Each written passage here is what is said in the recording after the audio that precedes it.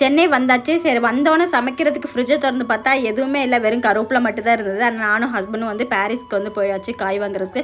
போகிற வழியிலே வந்து லெமன் சோடா வந்து குடிச்சிட்டு போனோம். எனக்கு லெமன் சோடானா ரொம்ப பிடிக்கும். இங்கே பாரிஸில் வந்து காயோட ரேட்னா கொஞ்சம் கம்மியாக தான் இருக்கும். அதனால் இங்கேயே வந்து காய்னா வாங்கிறது. என்னை விடுறதுக்கு எங்கள் அம்மாவும் எங்கள் அப்பா தான் வந்தாங்களா. இன்றைக்கி காலையிலே இப்போ எங்கள் அப்பா போய் வஞ்சர மீனும் பாறை மீன் கொஞ்சம் வாங்கிட்டு வந்தார். நான் எப்போவுமே மீன் எப்படி பொரிப்பேன்னா சிக்மார்க் பொடி தான் போடுவேன். கறிக்கும் இதான் போடுவேன், மீனுக்கும் இதுதான் போடுவேன். சிக்மார்க் பொடி போட்டு கொஞ்சமாக இஞ்சி பூண்டு பேஸ்ட்டு, கார்ன்ஃப்ளவர் மாவு, புளி தண்ணி, உப்பு இது எல்லாம் சேர்த்து நல்லா பிசைஞ்சு வச்சு ஒரு அரை மணி நேரம் வந்து ஊற வச்சுருப்பேன்.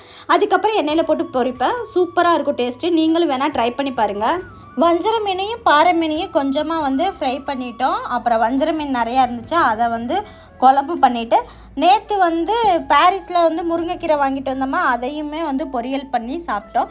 இன்றைக்கி எங்கள் வீட்டில் மதியானம் வந்து மீன் குழம்பு. உங்கள் வீட்டில் என்ன குழம்புன்னு சொல்லிட்டு கீழே மறக்காமல் கமெண்ட் பண்ணுங்கள். இந்த வீடியோ பிடிச்சா லைக் பண்ணுங்கள். நெக்ஸ்ட் வீடியோவில் பார்க்க